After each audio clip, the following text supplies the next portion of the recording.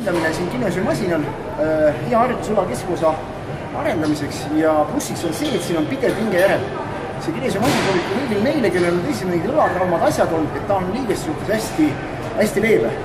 See liigutus on nii sujuv, see ütleme, kuna siin on ülekandeid palju, siis see jõud jaguneb ühtlaselt ära, nii et tegelikult liigestest tuleb hästi vähe, aga lihased väga hästi.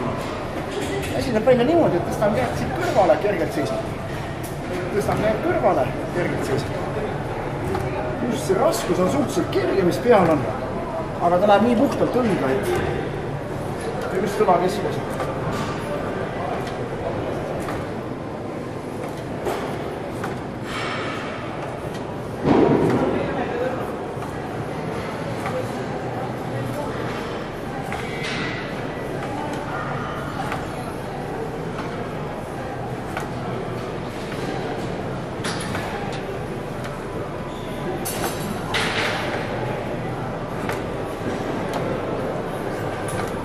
No nii, super hea harjutus.